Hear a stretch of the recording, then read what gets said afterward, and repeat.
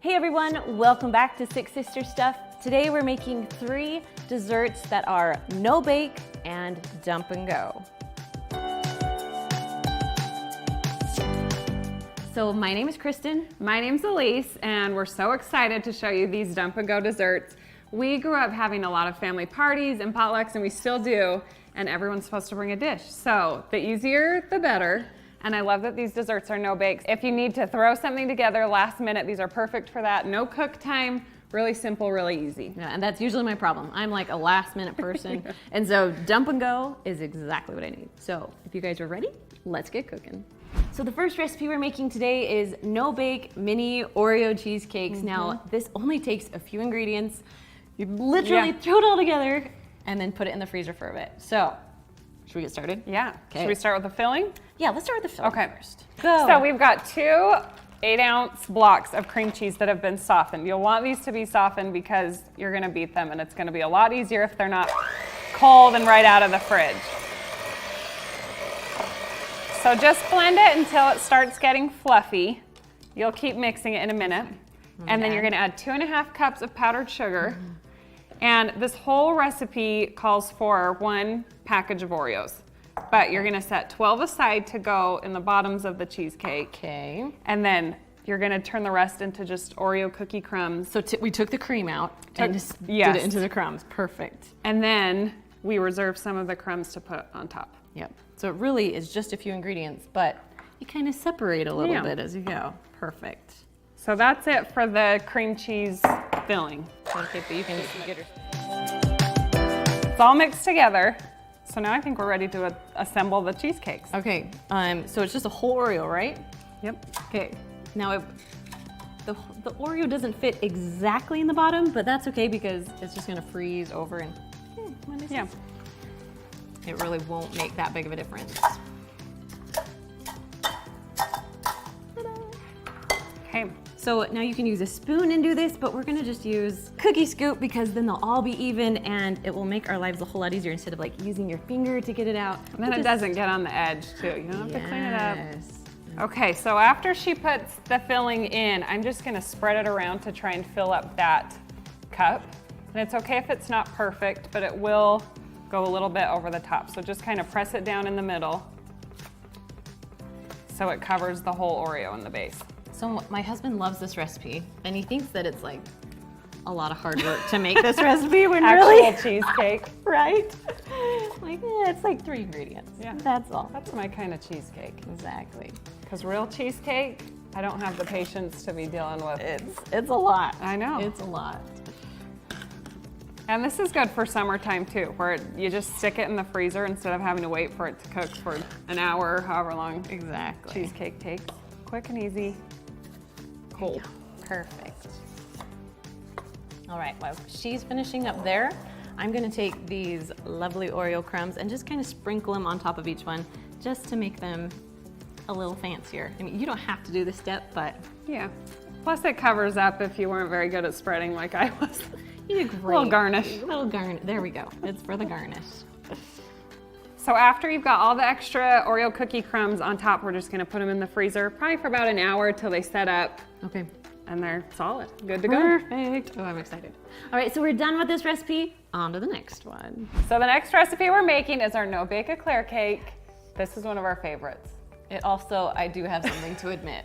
So we've made this recipe before on our YouTube channel, but that was way back in the day when it was a struggle. We'll just say that. So I'm gonna put a link in the description. We were learning. We were learning how to edit. We were learning how to even make food. So if you want a good laugh, I'll put it down in the description for you. But we're gonna show you how to make it because it really is easy. And it's so good. And it's so good. Like people will think that you slaved for hours. So, okay, let's start.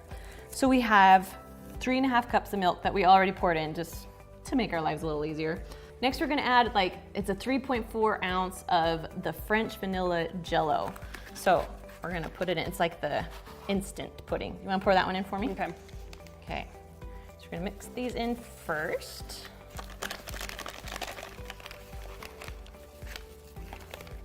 There we go. Then we're just gonna mix it up real quick with beaters. You'll get it if you go see that video. All right, so once this is mixed, we're gonna put it in the fridge for a few minutes, let it set up, because we're really making like the pudding out of it. So, want to stick it in the fridge for me? Mm-hmm. Awesome. All right, so our pudding is all nice and stiff, and so we're ready to put in the Cool Whip. Do you want to put that in, and I will mix it with the beaters? Okay. So it's just a, what size is this? 8-ounce container of Cool Whip. Nice, and you can get the light, you can get any kind, it will still work and taste good, so. Can't go wrong. Pudding, Cool Whip. I think Cool Whip might be one of my most favorite foods. All right, so once it's all done, it will be a little bit runny. I mean, it's still thick, but it will thicken up as you put it in the fridge or freezer, depending on how quick you need it. So, all right, I know this is gonna sound crazy, but this is part of the Eclair Cake is graham crackers and this, and that's about it. So, I was surprised when I found out that it was a graham cracker base, because something happens, like the consistency or something changes when you... Yeah, and it really makes it just has a different flavor to it, so. So am I okay to be overlapping these a little bit? Yep. Okay. So the recipe calls for a 16-ounce package of graham crackers. So anywhere, like, I would say like 4. Yeah, probably 4 of those. So we'll do about 3 layers of graham crackers. Okay. So as she's finishing that up, we're going to put on about half of this pudding. And it's gonna make the graham crackers soft, and that's what you want it to do, because it's gonna be so good when it's done.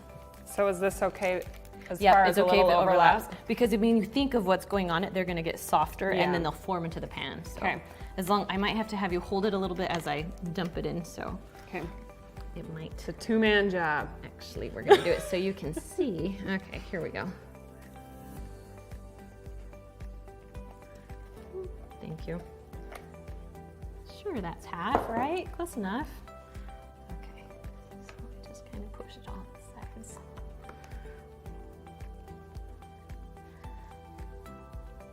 I remember my mom would make this in the summertime all the time when we were little. Yeah.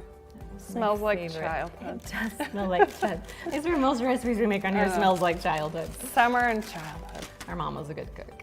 She still is a good cook. Right, Mom? All right, go ahead. Okay, take 2.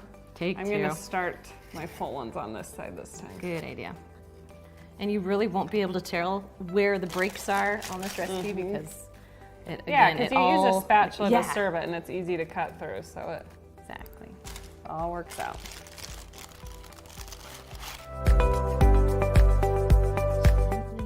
It's nice that it has the pudding on. I know, it's easier to get the graham crackers that second layer. Yes. And so then we'll just do one more layer of the graham crackers. That will be the top. Okay, so after all the graham crackers are on, you put on your favorite frosting. Now this is my mom's homemade chocolate frosting, and it's amazing. I'm not gonna show you how I make it, but I'll put a link in the description for you so you can find it there. Or if you don't like to make frosting, if you wanna make this recipe really easy, you can just grab a can of chocolate frosting and just carefully spread it on, and it will taste delicious. But we love Mom's frosting. We do. This frosting also is on her chocolate brownie recipe. I'll put a link below there. Yeah, it's those her are good. Marshmallow brownies. And she's famous for those. She is. Yeah. She is. Probably my favorite food. Okay, are we ready? Let's try it.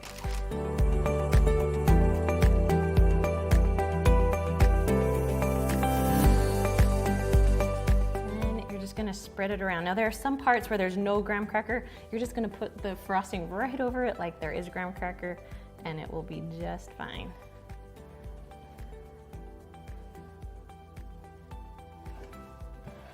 Just gonna do a spin-a-roo. So if you are making this, how far in advance do you need to make this? Because it does need to set up a little bit. It does. I love to do it like the night before. Or you could do it, it needs about an hour, maybe 2 hours in the refrigerator or freezer, depending on how cold you want it. Like some people like it frozen, but I like mine nice and soft, so I stick it in the fridge. Okay. All right. I'm not fancy, but that's okay, we're moms, so we don't have to be. Kids are just gonna tear through this. They're just gonna eat it. All right, so let's stick this in the fridge for about an hour or so. Our last recipe is our no-bake peanut butter bars. Probably one of the most popular recipes on our blog. Yes. Now, when I was in medical school, well, when my husband was in medical school, we were so poor. You were in medical school, pretty much. I was supporting. But we were so poor, but this is one recipe that I made all the time because it was quick, it was easy, and it wasn't very expensive. Yeah. So, and you probably had all these ingredients on hand. Exactly. So perfect for that. Okay, should we get started? Yeah. What should we do first? So should we make the base first? Yes. Okay, so for the no-bake peanut butter base, we need a cup of melted butter. Okay. It's like, what, 2 sticks? Yes, 2 sticks of butter, just melted. Perfect. And then a cup of creamy peanut butter. I'm just kind of eyeballing it. It's a forgiving recipe, so it's okay. I think they've learned now. We eyeball everything. Right? Nobody's got time for that. No, who measures perfectly? So, and then you've got 2 cups of graham cracker crumbs. Yep. And 2 cups of powdered sugar. Perfect. This really is like a dump and mix. Yeah, dump and go, no bake. Exactly.